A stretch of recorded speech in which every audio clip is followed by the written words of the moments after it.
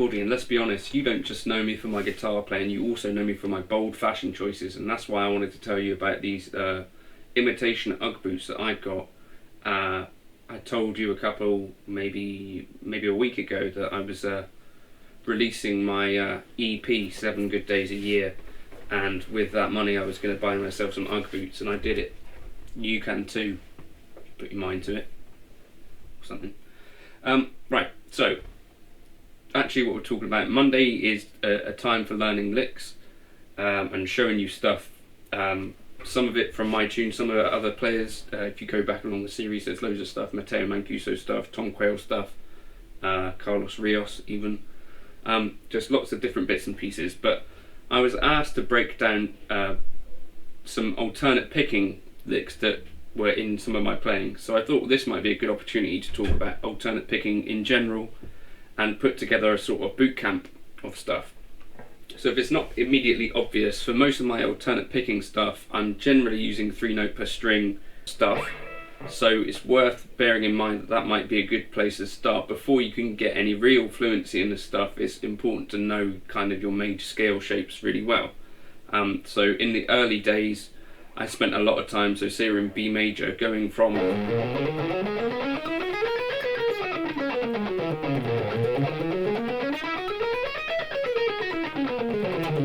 doing that sort of stuff, so joining up scales throughout the entire neck. And I'm not thinking of those as modes, I'm thinking of those as positions of the B major scale, just by the way.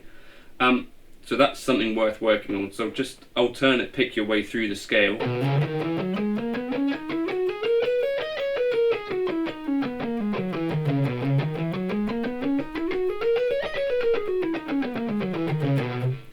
And it's obviously going to take time to work on this, but the thing to bear in mind is that if you've got 3 notes per string, the first string you'll start on a down, and the next string you'll start on an up.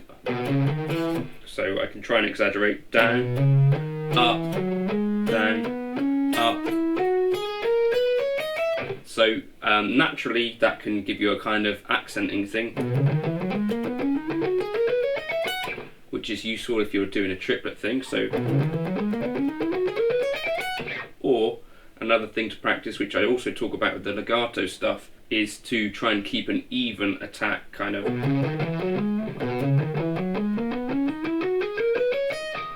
So try and hide the fact that you just changed strings, and maybe even accent on the 4s.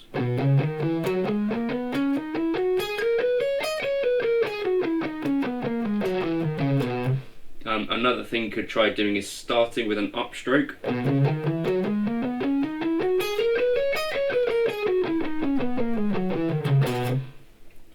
These are little things which you've probably seen talked about. Another thing that's really important, I think I first saw Paul Gilbert talking about this, would be this kind of thing. So 3 on one string and then 1 on the string up from that, and that gives you an upstroke on the adjacent string. And initially this is going to feel weird, you've got to kind of pick around the string, but it's something you need to get used to. And then you could also try that kind of thing, but starting with an upstroke, and you then have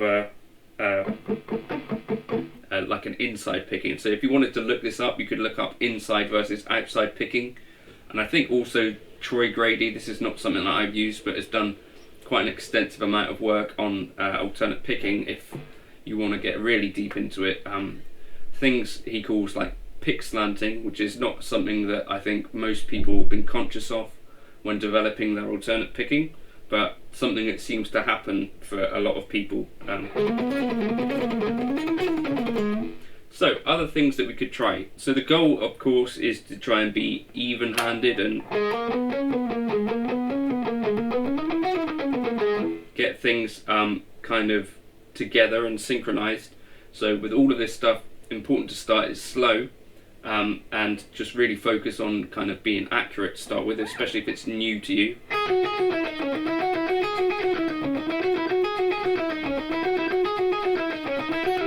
And this is the first exercise that I've kind of written down for this, that I was warming up with this morning. So we're in G sharp minor, or B major, and I'm going to start kind of in the G sharp minor shape of it, or G sharp Aeolian, whatever you want to call it, or the 6th position of B major. We're starting on the E string on the 4th fret, and what we're doing is kind of doing a thing where we're going to be switching between strings quite a bit.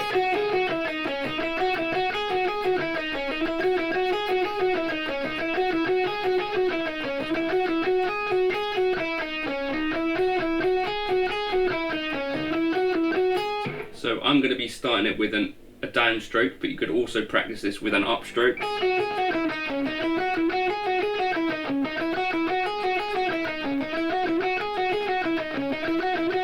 So that's my first exercise that I'd like you to check out.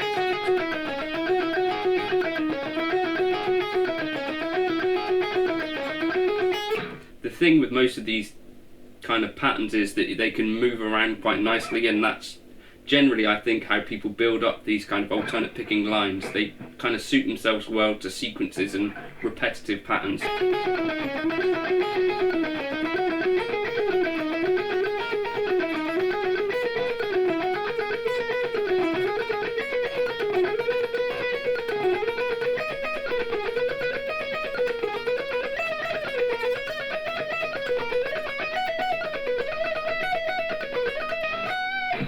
Etc. and etc. And you should probably practice doing this the same pattern but across different string sets.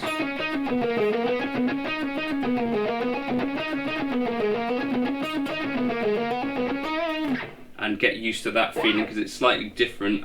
Obviously you've got thin strings up here and thick strings down here. They feel different under the hand.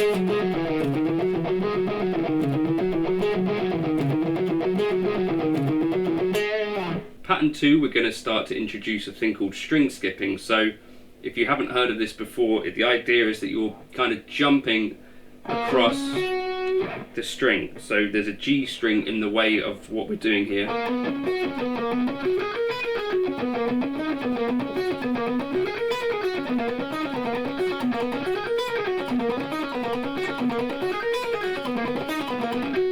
And this is one of the things that you really want to get a hang of if you want to get good at alternate picking, I think. So basically the same principle as when you're doing that outside pick to the string which is down one. You want to do that but also skip a string. So it's going to be a bigger movement. For me it feels quite natural now because I practice this a lot, but for you, if you're new to this or you've not tried this sort of thing before, it may feel quite unnatural.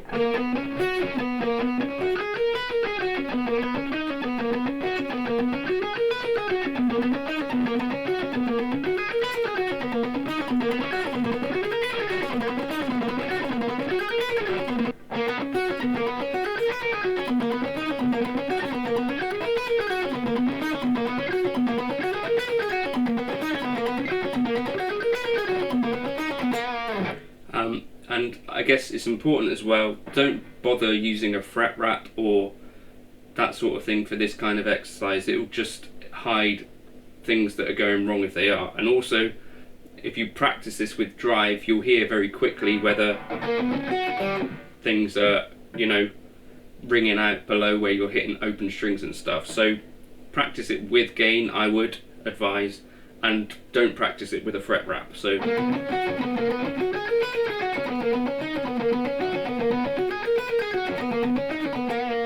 do practice it with a metronome though. So that's exercise 2. Exercise 3 is where we're doing the sort of thing I was doing that people were requesting me to break down. So if you've got your kind of major scale shapes down, what you'll find is you take that first part of the scale. So what we're doing is we're going up, starting on the 6th fret on the E string. So we're on the 7th degree of the scale effectively. So we're going, and we're playing 3 notes on the E string, then the next 3 notes on the A string. So that's part 1. Then shift that up scale wise to the next position. So, and so when you do that slightly faster, get that kind of thing. And what we're doing is following that naturally through the scale, but so we're just doing kind of dropping it down a string each time.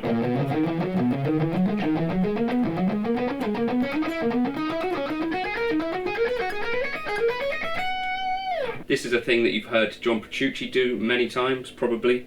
And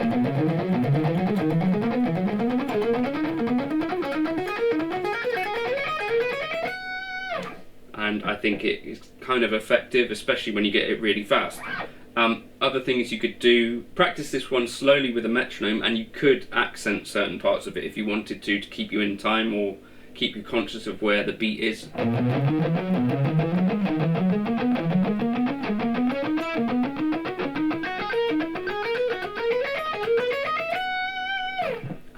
And so yeah, gradually build up the speed with that one.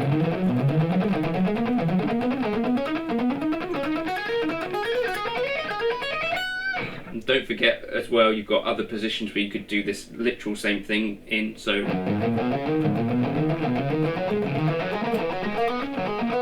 and it's a really effective way of kind of trying to figure out if you know those shapes really well.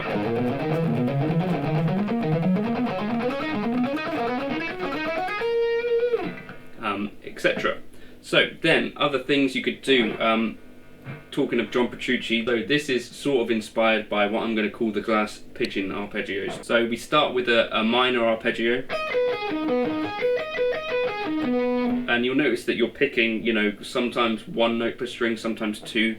That's what's good about this exercise. It's going to keep your picking hand kind of occupied. And then we're going to move from that minor. So we're going to move from the minor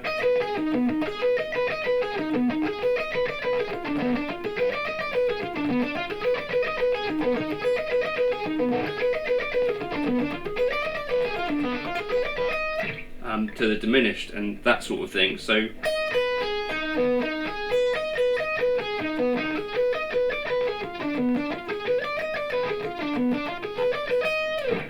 those are 4 exercises that I think will really kind of, if you spend time working on these, I'm going to use them as a warm-up throughout the week and see how I get on with them, but practice them with a metronome, and I think they could do a lot of good for your picking. The Patreon, I'll put up these kind of picking exercises, my boot camp if you like, and I'll also put up the actual tab of the main kind of lick that was requested, but hopefully that's useful.